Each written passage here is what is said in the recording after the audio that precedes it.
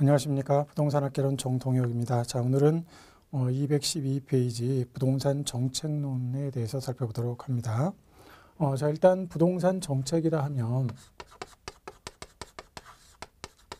부동산 정책 그러면 보통 5문제가 출제가 됩니다. 네, 5문제가 출제가 되는데 일단 정책 기초 쪽에서 보통 2문제 정도가 출제가 되고요. 그리고 이제 토지 정책이 1문제 정도, 그 다음에 주택 정책이 한 2문제 정도 출제가 되고요. 그리고 이제 조세 정책 1문제, 이렇게 해가지고 총 5 내지 6개 부분에서 5문제, 이 정도를 추리는 거예요. 그래서 이렇게 이제 정리를 하시면 되겠고요. 자, 그러면 부동산 기초라는 쪽에서, 자, 정책 기초죠. 정책 기초 쪽에서 먼저 살펴보면, 이제 부동산 정책이라는 것은 부동산 문제가 생기면 그 문제를 해결하기 위해서 노력을 합니다. 근데 이제 그 노력 중에서 사적인 노력을 제외한 공적인 노력, 즉 정부의 노력을 이제 정책이라 한다, 이런 얘기죠. 그래서 정책이라는 것은 부동산 문제를 해결하기 위한 공적인 노력을 얘기를 하는 것이고요. 이런 정책에서, 정책 기초에서 문제가 나올 때는 항상 우리 사회가 이렇게 있는데요. 우리 사회는 크게 2개의 축으로 되어 있습니다. 자, 하나는 정부라는 축이고요. 또 하나는 시장이라는 축이에요. 그래서 정부와 시장이 이렇게 서로 상호작용을 하면서 우리 사회 전체를 끌고 가는 수레바퀴를 돌리는 이제 그런 역할을 하는 것인데요. 이때 만약에 시장이 제 기능을 잘 못하거나 이랬을 때는 정부가 이렇게 개입을 하고요. 또 정부의 기능을 좀 보완하기 위해서 시장이 또 정부에 개입을 하기도 합니다. 어쨌든 시장이 제 기능을 좀 잘 하게 하도록 정부가 이제 시장에 들어가는 거, 간섭을 하는 것을 우리가 정부의 시장 개입이라고 얘기를 하죠. 그래서 이제 시장이 제 역할을 잘 할 때는 정부가 직접 들어가서 감나라 배나라 이렇게 간섭할 수가 없고요. 그냥 사이드에서 야, 너 더 잘할 수 있도록 여건만 조성해주는 뭐 그런 것들이겠죠. 그러나 정부가 시장에 개입하는 이유가 이렇게 보조적인 역할만 하는 것이 아니고요. 보조적인 역할은 이제 어떤 보조나 또는 그 여건 조성을 위한 거, 이런 것들을 정치적 개입이라고 얘기를 합니다. 정치적 개입 또는 정치적 개입이라고 안 하고요. 정치적 이유라고도 얘기를 합니다. 그러니까 시장 개입의 이유 또는 목적, 뭐 이렇게 얘기를 하죠. 그러면 정치적인 이유가 있을 것이고요. 두 번째로는 경제적인 이유가 있다. 이렇게 이제 2가지 이유를 설명할 수가 있어요. 자, 정치적인 이유는 뭐 때문에 정부가 시장에 개입하느냐 그랬더니 첫 번째로는 이게 이제 사회 목표 달성이죠. 사회 목표 달성은요, 시장은 오로지 효율성이나 경제성만을 추구하기 때문에 그때 다른 사람을 뭐 똑같이 잘 산다, 이런 것들은 돌보지 않습니다. 그래서 사회 목표를 달성한다는 것이 효율성이나 또는 형평성을 도모한다, 이렇게 이제 이해를 하시면 되겠고요.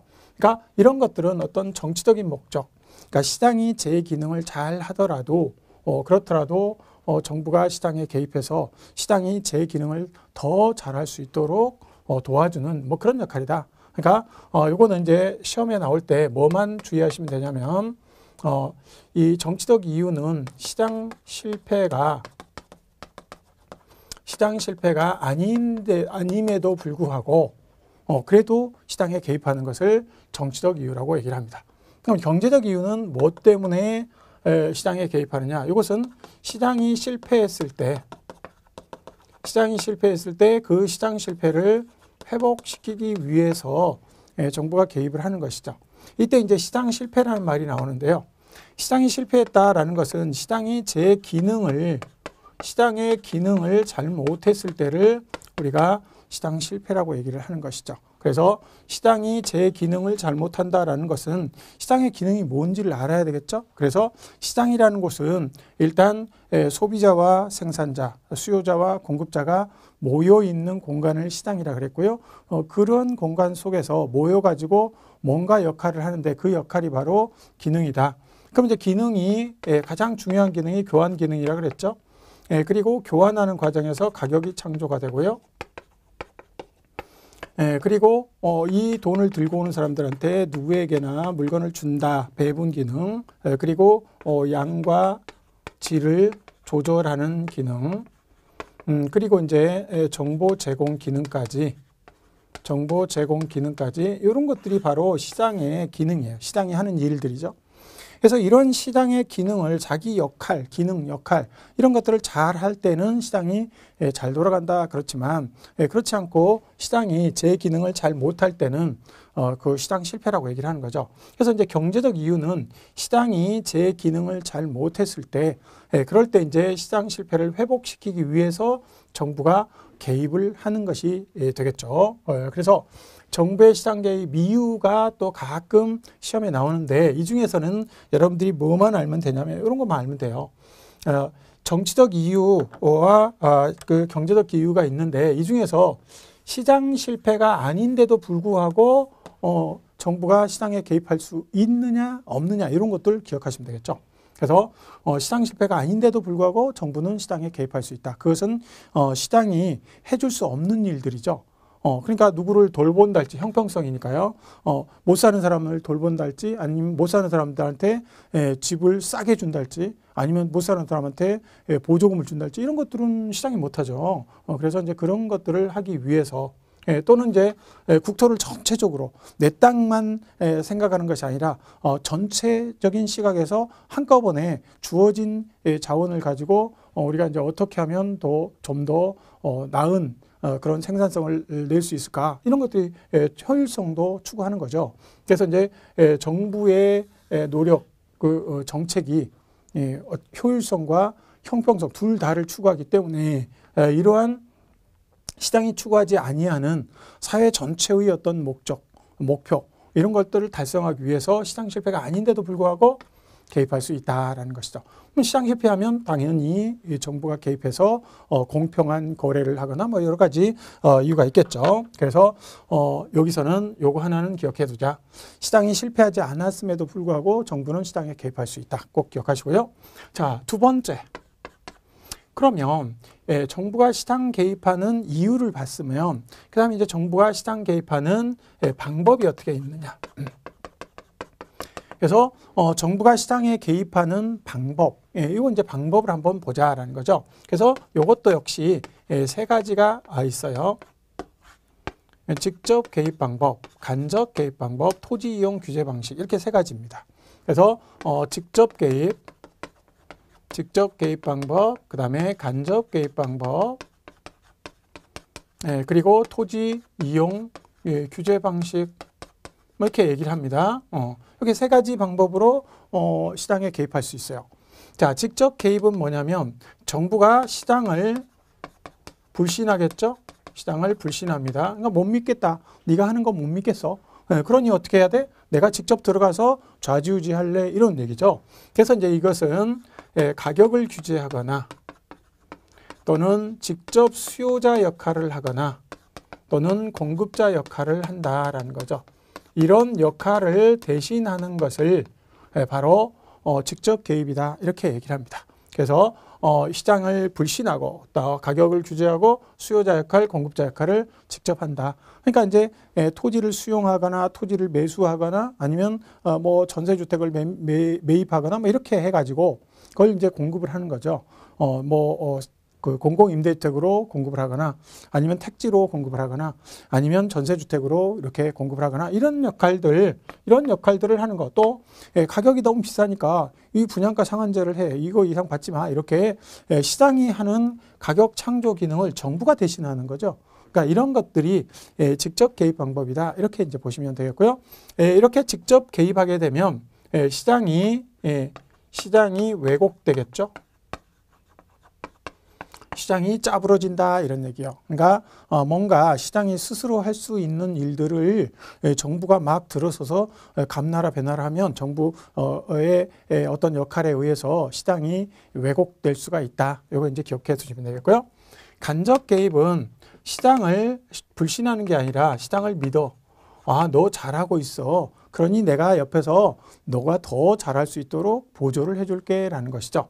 그래서 이제 이것은 주로 조세 정책이나 또는 금융 정책 또는 보조금 뭐 이런 것들이 여기에 해당이 됩니다. 또는 제도 개선 같은 것도 여기에 이제 해당이 되겠죠. 예를 들어서 조세 세금을 감면해 준다 할지 아니면 돈 많이 버는 사람한테는 좀 더 많은 중과세를 때린다 할지 뭐 이런 것들. 또 금융은 뭐 좀 더 대출을 좀 용이하게 한다 할지 아니면 대출을 규제한다 할지 아니면 어떤 무이자로 이렇게 빌려주게 정책적으로 자금을 지원해 준다 이런 것들이 금융이고요. 그다음에 이제 보조금이라는 것은 좀 이제 주택을 사기가 좀 어려운 사람들한테 주택 보조금을 준다 할지 주거 급여를 준다 할지 뭐 이런 것들이죠. 그래서 이제 이런 보조금이나 또는 부담금을 물리는 것도 있겠죠. 뭐 예를 들어서 네가 개발하려면 개발 부담금을 일정 부분 부담을 해라. 또는 환경 부담금 이런 것들도 여기에 해당이 되겠습니다. 그리고 이제 제도 개선은 뭐 지적제도 같은 경우가 이제 뭐 지리 정보 시스템 이런 것들을 도입해 가지고 같이 집어넣어 준다 할지 이렇게 하면 아무래도 이 활동을 하는데 부동산 활동을 하는데 훨씬 더 용이해지겠죠. 이런 것들이 부동산 시장을 신뢰하면서 하기 때문에 시장이 왜곡되지 않습니다. 이쪽에서는. 그래서 이제 여기서 시장 왜곡이라는 부분들은 책에 잘 없지만 그래도 한번 이것도 생각을 해보자. 이쪽은 시장 왜곡이 되지만 이쪽은 시장 왜곡이 안 되는 것이다. 간접 개입은요. 그래서 이런 것도 좀 알아두자. 그래서 이제 이렇게 돼 있고요. 토지 이용 규제 방식은 규제는 하되 규제는 있으되 보조나 또는 지원이 보조나 지원을 하지 않는 상태예요. 그러니까 규제만 하고 빠져버리는 거죠. 그러니까 이것은 직접 개입도 아니고요. 시장에 들어가서 시장의 이의를 대신해 주는 것도 아니고요. 그렇다고 해서 시장에서 어떤 보조나 지원을 해주는 것도 아니죠. 그렇기 때문에 제3의 방식이다. 이렇게 얘기를 합니다.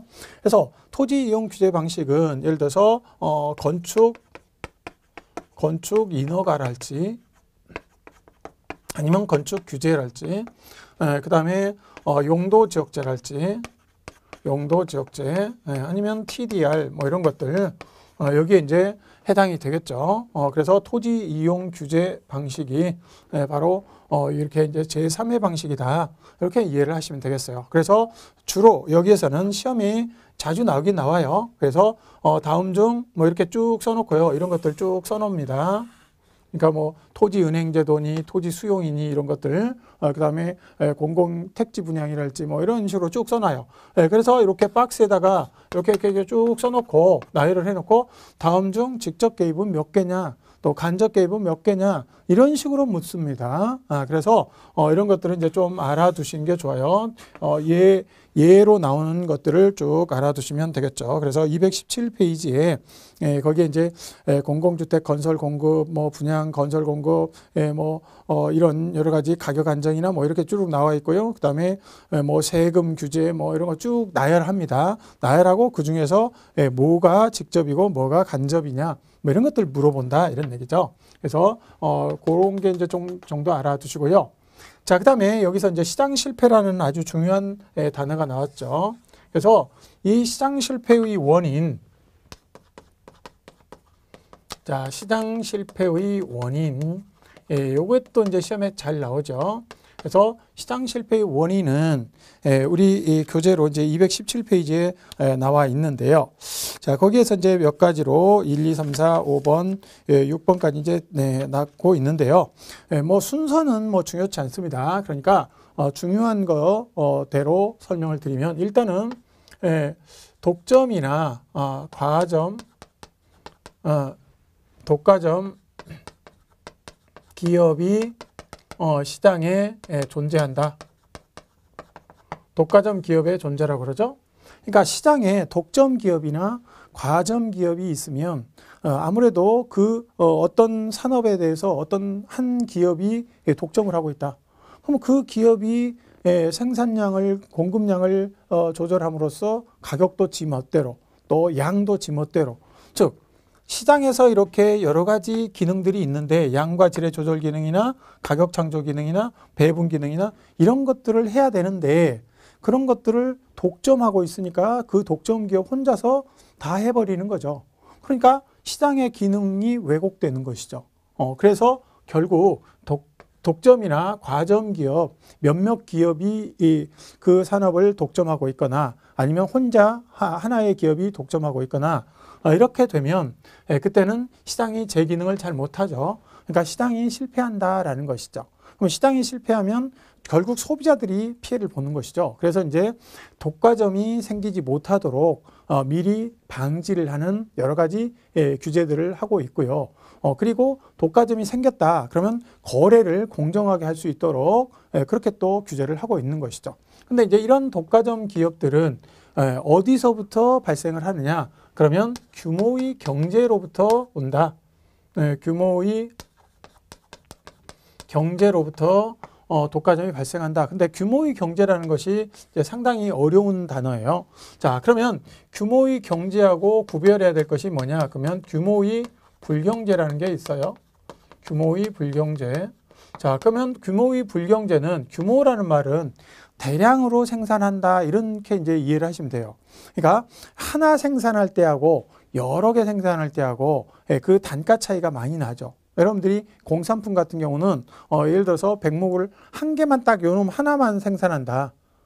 그러려면 어떻게 해요? 이놈 하나 생산하는데 요거 공장에서 이거 돌려야 되잖아요. 규격화해가지고 돌려야 되잖아요. 네. 그러면 공장 설비니 뭐니 이렇게 해가지고 한번 가동시킬 때 한 번만 하나만 만들어야 되니까 그러니까 돈이 얼마나 들어가겠어요? 이게 수천만 원 들어갈 수도 있어요. 하나 만드는데 책도 마찬가지로 여러분들이 가지고 있는 책을 한 권만 딱 생산한다. 그러면 1,000만 원 이상 들어요. 한 권에. 그런데 이것을 100권, 10,000권, 뭐 10만 권 이렇게 찍으면 여러분들이 사는 가격, 이윤, 회사의 적정 이윤을 포함해서 여러분들이 사는 가격, 그 정도에 보급할 정도로 충분히 가격이 단가가 낮. 1,000만 원짜리가 몇만 원 단위로 쭉 가격이 떨어진다 이런 얘기죠. 즉 규모의 경제라는 것은 대량 생산을 하게 되면 단가가 점점 낮아지는 평균 단가가 낮아지는 그런 산업이 규모의 경제예요. 근데 규모의 불경제에 이것도 있어요. 규모의 불경제는 뭐냐면 대량 생산을 하게 되면 오히려 평균 비용 자체가 올라가 버리는 산업이 있어요. 이게 이제 대표적인 것이 우리가 이제 이런 부동산 같은 걸 보시면 돼요. 자, 어떤 지역에 A라는 지역이 있는데요. 이 A라는 지역에 부동산 주택을 짓는다라고 생각해 보세요. 그러면 A라는 지역에서 내가 내가 누구냐? 나는 목수야. 목수인데 목수가 이렇게 이제 일을 부르면 이제 일을 나가야 되겠죠. 근데 이쪽 지역에서 한 군데서만 주택을 공사를 하고 있다. 그럼 나는 여기만 가야 돼요. 딴 데 가면은 안 되겠죠. 딴 데 부른 데가 없으니까. 그래서 하루에 일당을 10만 원 받고도 난 거기를 간다 이런 얘기죠. 그런데 여기서 여러 군데서 막 집을 짓는다고 생각해 보세요. 여기도 집 짓고 여기도 집 짓고 공사 현장이 많다. 그러면 나를 부르는 데가 많겠죠. 근데 내가 막 몸이 여러 개라서 막 분신술 써가지고 가면 좋겠지만 가면 뭐 60만 원, 100만 원 하루에 그렇게 벌겠지만 못 번다 이런 얘기죠. 한 군데만 선택해서 가야 돼요. 그러니까 어떻게 되냐? 나는 이제 10만 원이 아니라 한 20만 원이나 30만 원을 줘야 내가 가겠다라고 하는 거죠. 즉, 그 주택 공사를 하는 그 건설업자 입장에서 보면 공사비 자체가 단가 자체가 올라가는 거죠. 왜냐하면 인건비 올라가죠. 그 다음에 여기서 쓰는 자재도 멀리서 수입해 와가지고 써야 되겠죠. 여기 거 다 써버렸으면. 그러니까 건축하는 업자들이 건축을 많이 하게 되면 일단은 인건비 올라가죠. 그리고 자재비 올라가죠. 또 뭐 여러 가지 택지비 같은 것도 토지비 같은 것도 올라가겠죠. 그러니까 과거에는 이게 집 한 채를 짓는데 1억이면 지었는데 지금은 1억 5천으로 이렇게 5천만 원이 올라가더라 이런 얘기죠. 그러니까 이것은 이 공산품 같은 경우는 대량 생산을 하게 되면 오히려 단가가 막 뚝뚝뚝뚝 떨어졌죠. 그러나 이런 주택산업 같은 경우, 건설업 같은 경우는 오히려 대량으로 생산을 하게 되면 어떤 지역에서 대량으로 단독주택 같은 걸 짓다 보면 그때는 단가가 오히려 올라가는 이런 것들은 이제 규모의 불경제예요. 그러면 이제 규모의 경제가 되면 대량 생산을 할 수 있는 능력을 가진 업체는 단가를 낮출 수가 있겠죠. 그래서 독과점 기업이 생기게 된다라는 거예요. 그러니까 옛날에 우리 무슨 김치 뭐 이런 거 있잖아요. 김치 같은 거. 그래서 무슨 김치 있잖아요. 그러면 이제 대기업에서 김치 같은 걸 참여를 하게 되면 아무래도 그 대량 생산해 가지고 하게 되면 김치 단가를 낮출 수 있잖아요. 그래서 자꾸 들어오는 거예요, 대기업에서.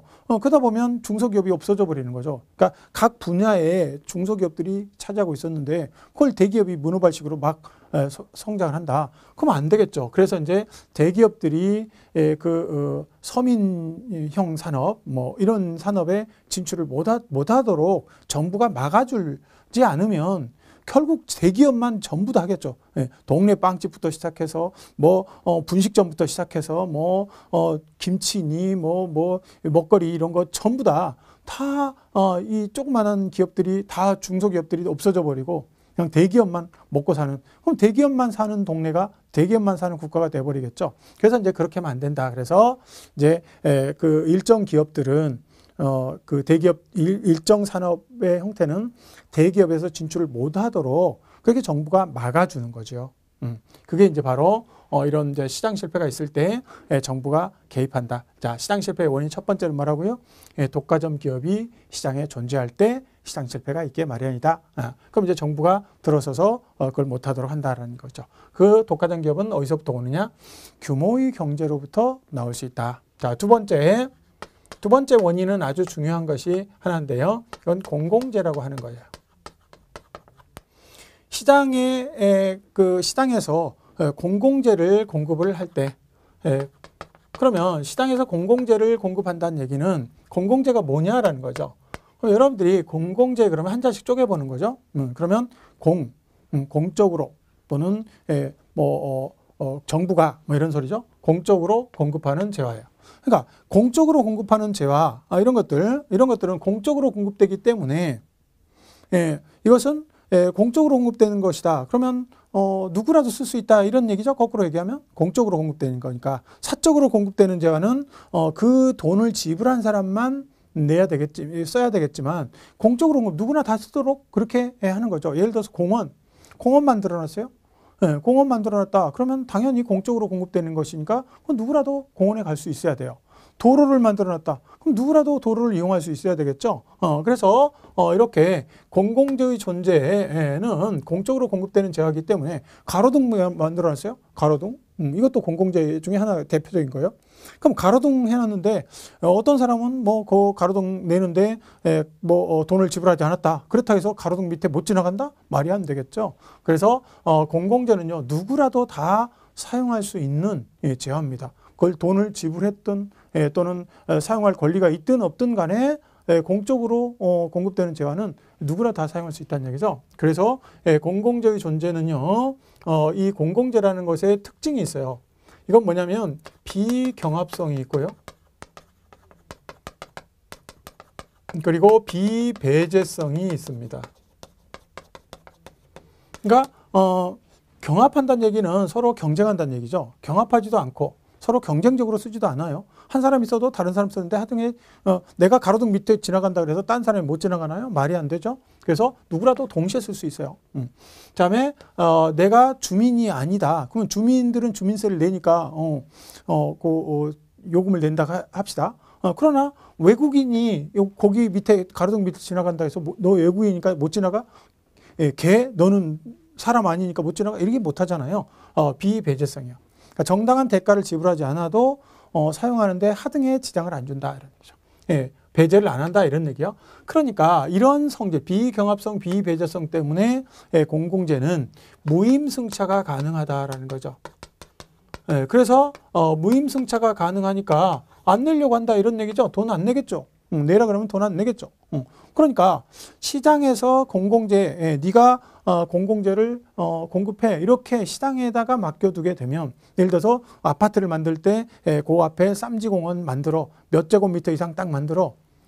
그럼 이제 몇 제곱미터 이상 만들어 허가를 해준다 그러면 딱 그만큼만 만들겠죠. 그래서 이게 최소한도를 규정해 놨는데 최소한도 규정을 해놨는데 그만큼만 만드니까 이게 주민들이 쓰기에는 턱없이 부족한 거죠. 그래서 공공재의 공급은 허가를 통과하기 위해서 딱 규정된 것만큼만 이렇게 공급을 하니까 과소 생산이 되겠죠. 그러니까 공공재는 항상 과소 생산에 문제가 생긴다. 이걸 꼭 기억을 해 주셔야 돼요. 공공재는 과소 생산에 문제가 생긴다. 그래서 과소 생산에 문제가 생기니까 정부가 시장에다가 맡겨두지 않고요. 정부가 직접 공급을 하게 되겠죠. 그러니까 정부가 도로도 직접 닦고 공원도 직접 공공사업을 벌리는 이런 게 굉장히 많아집니다. 자, 세 번째로는요. 세 번째로는 정보의 비대칭성 때문에 또 생기는 거죠. 정보의 비대칭성 때문에 시장 실패가 되는 거죠. 자, 정보의 비대칭성이라는 것은 정보의 시장 기능 중에서 정보 제공 기능이 있었죠. 정보 제공 기능이 있었는데 그때 정보 제공을 잘 못하는 거죠. 비대칭성은. 그러니까 대칭이 아니다. 이런. 어떤 사람들은 정보를 많이 알고 정확한 정보를 알고 어떤 사람들은 정보를 잘 모르고 불완전한 정보가 들어가는 거죠. 이렇게 되면은 이제 무슨 일이 벌어지냐? 역선택이 벌어진다 이런 얘기죠. 잘못된 선택이라는 얘기예요. 잘못된 선택이라는 건 뭐냐? 결국 잘못된 선택은요. 포장만 잘하고 과장 광고, 허위 광고 이것이 잘 몰라. 정보가 불완전해서. 그러다 보면 어떻게 되겠어요? 잘못된 정보, 허위 정보가 들어가서 그게 진짜인 줄 알고 그걸 덜컥 사게 된다 이런 얘기죠. 그럼 계속 광고만 하는 그런 것들이 막 사게 되고 그러니까 이제 사람들을 호도하는 거죠. 그래서 방송의 역할, 또 광고의 역할 이런 게 굉장히 큰데 그것들을 잘못해놓으면 국민들이 다 속아요. 속게 되는 거죠. 그런 경우가 많이 있었잖아요. 우리가. 그래서 역선택이 일어나게 된다. 좋은 물건이 시장에 사라져버려요. 그러면. 그래서 시장 실패가 자연스럽게 더욱더 악화되는 거죠. 그리고 이제 도덕적 해이 같은 게 있게 됩니다. 그러니까 잘못된 정보가 입력이 되게 되면 당연히 해야 될 일을 이완돼서 안 한다 이런 소리죠. 그러니까 내가 화재보험에 들었더라도 스스로 내 집이 불나지 않도록 스스로 노력해야 함에도 불구하고 그런 노력을 게을리한다. 사고 내가 뭐 집에서 불장난 하다가 불이 나도 다 보상이 되려니 이렇게 생각해버린다 이런 얘기죠. 그래서 이제 잘못된 정보, 그릇된 정보가 입력이 되게 되면 이런 일이 벌어진다. 이 자체만 해도 정보의 비대칭성 자체만 해도 시장 실패입니다. 자, 네 번째는 외부 효과예요. 외부 효과가 시장에서 발생하게 되면 시장에 실패가 됩니다. 외부 효과로 인해서 과대 생산이나 또는 과소 생산 이런 일들이 발생을 하게 되거든요. 그래서 너무 많이 공급이 되거나 너무 적게 공급이 될 수 있어요. 그래서 이런 것들은 양과 질의 조절 기능 실패니까 시장 실패가 된다라는 거죠. 여기 이제 외부 효과는요, 특히 요놈만 따로 시험에 잘 나옵니다. 그래서 앞에서 정부의 시장 개입의 이유 이것도 시험에 가끔 나오고요. 그리고 잘 나오는 것은 이쪽보다는 이쪽이 더 잘 나옵니다. 이렇게.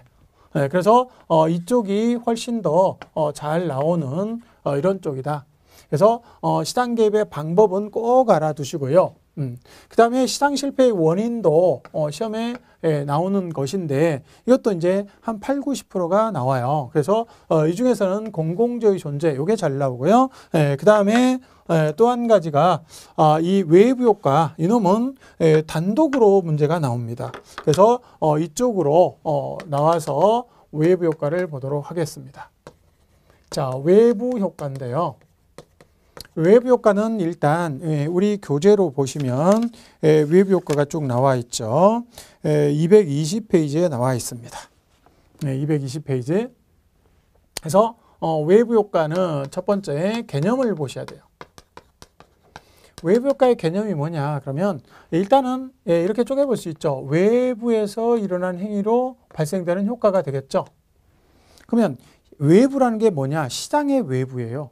그러니까 시장이 이렇게 있으면 시장 내부에서는 뭔가 시장이 이렇게 있으면 시장 내부에서는 수요자와 공급자들이 서로 이렇게 계약에 의해서 거래에 의해서 뭔가 일이 벌어지는 그런 곳이 시장이죠. 그런데 시장의 외부다 그러면 여기 이제 제3자가 있는 거죠. 제3자가 있어요. 그러면 제3자하고 이 거래 당사자들과 이게 이제 둘이가 당사자인데요. 예, 당사자. 당사자와 제3자 간에는 아무런 뭐 관계가 없어요. 아무런 무관한 관계예요. 그런데도 불구하고 제3자의 어떤 행위가 여기 이제 이 시장에 있는 사람들에게 영향을 줘요. 이렇게. 그러니까 여기서 우연찮게 돌을 그냥 심심해서 돌을 한번 훅 던졌는데 저기서 맞고 그냥 실명이 돼버렸어. 뭐 그런 얘기죠. 이 사람이 의도적으로 한 게 아니죠. 근데 이 사람한테 피해를 줬어요. 또는 뭐 이익을 주는 행위도 할 수도 있어요. 그러나 이런 게 이익을 주거나 손해를 주는데도 불구하고 서로 계약에 의해서 내가 돌 던질게 네가 맞고 실명해 이렇게 계약을 한 거 아니죠.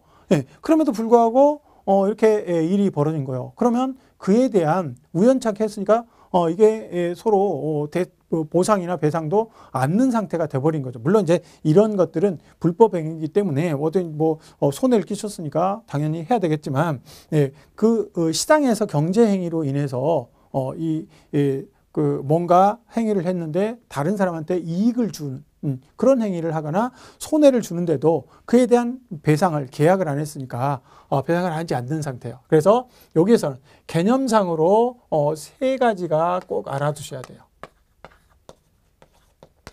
자, 첫 번째는 뭐냐? 이게 시장 기구를 통하지 않았다라는 거예요. 그러니까 제3 경제 어떤 경제 주체의 행위가 시장 기구를 통하지 않고, 그러니까 시장 기구를 통하지 않았다는 소리는 거래나 계약을 하지 않았다는 소리예요. 그리고 다른 제3자에게 영향을 미친다라는 거죠. 그러니까 거래 당사자의 행위가 어쩌고저쩌고 나오면 틀리는 거예요. 거래나 거래 당사자 이런 얘기가 나오면 무조건 틀리고요. 제3자의 행위가 다른 제3자에게 이익이나 손해를 줬다 이런 얘기예요. 그래서 일단 시장기구를 통하였느냐? 그러면 통하지 않았다라는 것이고요. 두 번째, 거래 당사자가 아니라 제3자의 행위다라는 거죠. 제3자의 행위가 다른 제3자한테 이익이나 손해를 주면서도 그에 대한 대가를 주고받지 않았다. 그리고 그때 제3자의 행위가 의도했느냐, 의도적인 행위냐, 의도하지 않았다 이런 얘기죠. 그래서 요거 세 가지를 꼭 기억했어요. 그러니까 외부 효과라는 것은 제3자의 의도하지 않은 행위가 다른 제3자에게 이익이나 손해를 주면서도 그에 대한 대가를 주고받지 않아요. 근데 그 이유는 뭐냐? 시장기구를 통하지 않았기 때문에 시장기구를 통하지 않은 제3자의 의도하지 않은 행위가 다른 제3자에게 이익이나 손해를 주면서도 그에 대한 대가를 주고받지 않는다. 이런 거예요. 자, 그러면 이러한 외부 효과에는 어떠한 것이 있느냐? 정의 외부 효과가 있고요. 정의 외부 효과는 당연히 제3자 행위가 이익을 주는 행위예요. 그래서 이익을 주는데요. 이건 이제 어떤 거냐면 이런 거예요. 자, 예를 들어서 여기에 이제 여기 갑돌이가 여기 살아요. 자, 그런데 을돌이네 땅에다가 을돌이가 어느 순간에 여기다가 뚝뚝뚝뚝 하더만은 여기다가 이렇게 수목원을 만들었어요. 그러면 수목원을 만들게 되면 갑돌이는 뜻하지 않게 얘가 수목원을 만들어서 쾌적한 환경을 만들므로써 여기서 그 아침마다 쾌적한 냄새도 나고요. 그다음에 새들도 막 지저귀고요. 엄청 쾌적해졌죠. 이 동네 전체가 이제 쾌적해진 거예요. 그래서 병돌이, 정돌이 모든 사람들의 집값이 다 쾌적하니까 집값이 올라가겠죠. 그래서 이렇게 을돌이 행위로 인해서 을돌이의 그 의도하지 않은 행위로 인해서 주변 사람들한테 전부 이익을 줬잖아요. 그러면 갑돌이가 을돌이한테 야, 우리 집값이 1억이 올랐으니까 너한테 한 1,000만 원 떼줄게? 아니죠. 그런 거 없죠. 이런 거예요. 그래서 제3자의 의도하지 않은 행위가 다른 제3자에게 이익이나 순을 주는데도 그에 대한 대가를 주고받지 않는다 이런 얘기죠. 대신 이거는 있겠죠. 같은 동네 사람들이니까 여기 을돌이한테 가가지고 야, 너 때문에 우리 집값 많이 올랐어. 그러니까 너 정말 우리 마을을 위해서 정말 좋은 일 했어. 이렇게는 하겠죠.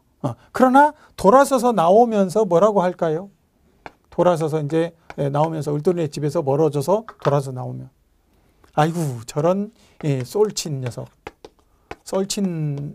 뭐 이렇게 얘기하죠. 썰친 놈이라고.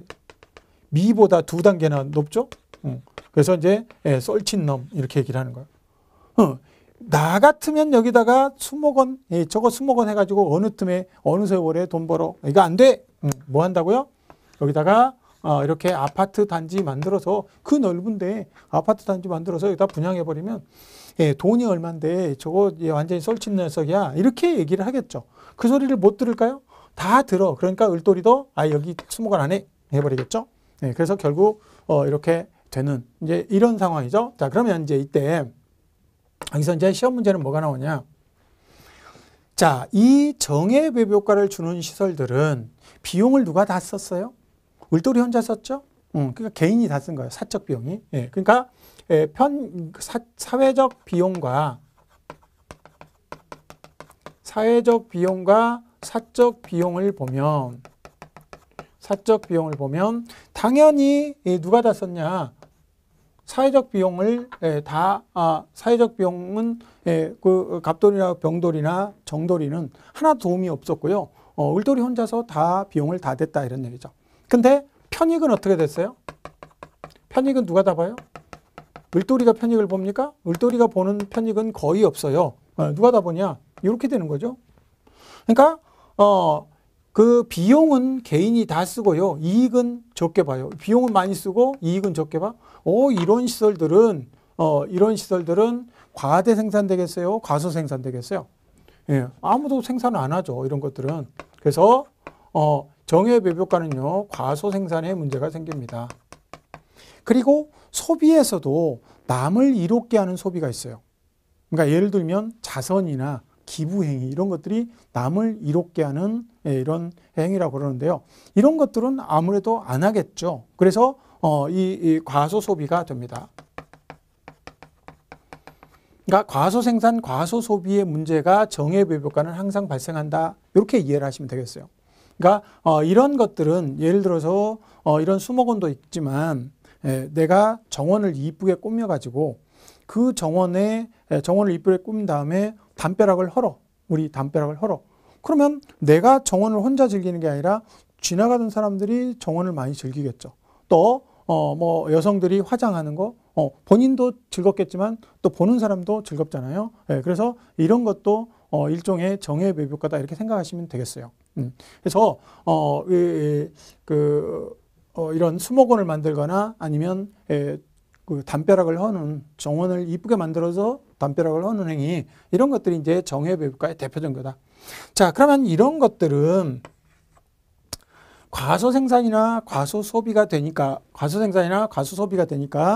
이것을 정부가 좀 더 많이 생산할 수 있도록 이런 이제 필요가 많이 이렇게 생산할 수 있도록 여러 가지 정책을 써야 되겠죠. 이 정책 중에서 일단은 규제 같은 거.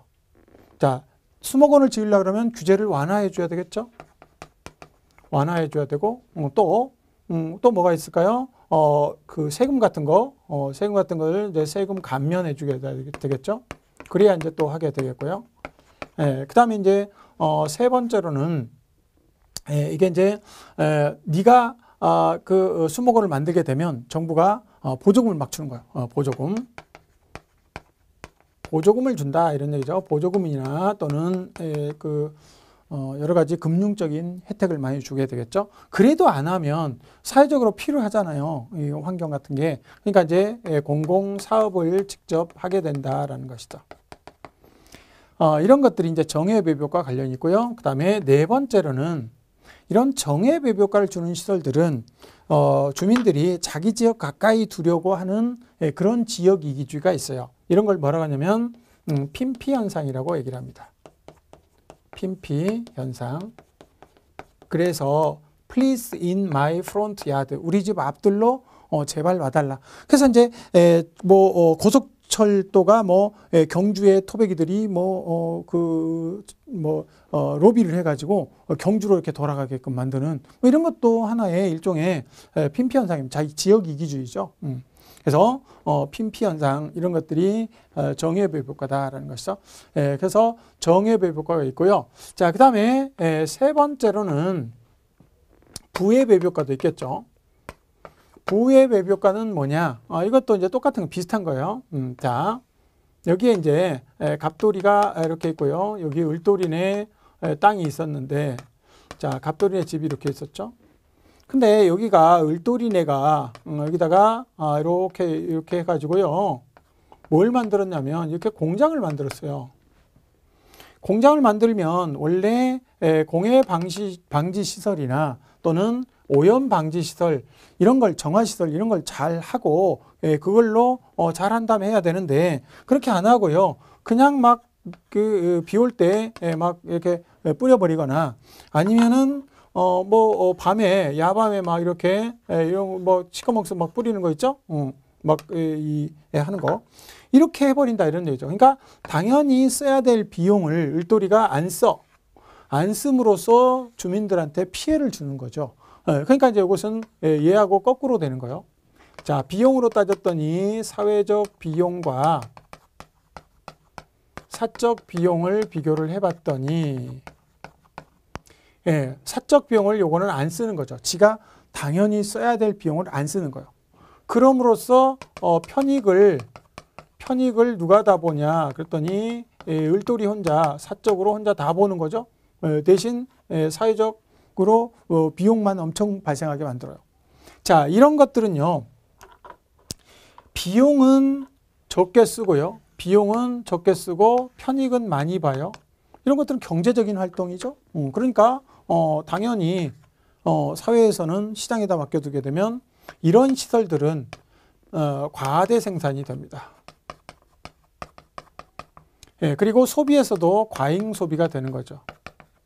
그러니까 남이야 피해를 보든 말든 내가 막 술 먹고 고성방가를 한달지 이런 것들이 과잉 소비라고 볼 수 있어요. 그리고 이런 시설들은 이런 공해방지 시설이나 오염방지 시설을 안 하고 그냥 하는 것들은 굉장히 그런 시설들이 공장들이 많아질 수밖에 없다는 얘기죠.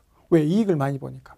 그래서 이렇게 되니까 정부는 이제 이거하고 반대로 너무 과대 생산되니까 그것을 이렇게 과대 생산되면 어떻게 돼야 되겠어요? 이걸 아무래도 줄여야 되겠죠. 규제를 해야 됩니다. 과잉 소비가 되면 막 벌금 물리고 이렇게 해야 돼요. 그래서 이런 것들은 규제를 강화해야 되겠죠. 규제를 강화하고 중과세를 때리고 그리고 개발 부담금, 환경 부담금, 부담금을 부과를 하고요. 이렇게 중과세 때리고 막 규제 강화하고 부담금 부과해도 잘 안 된다. 그러면 이제 용도 지역제를 실시해 가지고 너 여기서 하지 말고 다른 데로 이사가. 여기는 주거 지역이니까 너 딴 데로 이사가. 이렇게 이사 가게끔 그렇게 용도 지역제를 하는 것이죠. 자, 그래서 이런 것들은 지역 이기주의가 있어요. 이건 뭐라 그러냐면 님비 현상이라고 얘기를 합니다. 님비. 이건 이제 핀피 현상인데요. 핀피. 이거는 님비예요. 님비는 NIMBY 현상 이렇게 얘기하죠. 그래서 not in my backyard 또는 never in my backyard 이렇게 얘기를 하죠. 우리 집 가까이 오지 마 제발 이런 얘기죠. 그래서 요거는 이제 N자가 들어가고요. N자는 부정이니까 이렇게 이제 이해를 하시면 되겠고요. 요거는 P자는 긍정이니까 please 이런 얘기죠. 그래서 이렇게 이제 정리를 하시면 되겠죠. 그래서 정의 배분효과와 부의 배분효과 이것을 정리를 꼭 해두시고요. 개념도 꼭 알아두시기 바랍니다. 그래서 정의 배분효과는요, 이렇게 이제 보시면 되겠어요. 정은 사회적 편익이 크다. 그다음에 과소 생산된다. 그다음에 핀피 현상이다. 그래서 정편소피 이렇게 이제 암기를 하시고요. 부의 배분효과는요, 사회적 비용이 큰 거죠. 사회적 비용이 크고요. 그다음에 과대 생산되고요. 님비 현상이니까 이렇게 우리가 지하철에서 이런 거 많이 있죠. 부비 대니 이렇게 암기를 하시면 되겠어요. 그래서 우리 교재로 토지정책 전까지 해서 225페이지까지 본 겁니다. 그러니까 이쪽에서는 정책 기초 쪽에서는 정부의 시장 개입 이유와 방법, 그리고 시장 실패의 원인, 그리고 외부 효과, 정과 부의 외부 효과, 그리고 개념 이렇게 정리를 해 두시면 되겠습니다. 다음 시간에는 토지정책을 보도록 합니다. 감사합니다.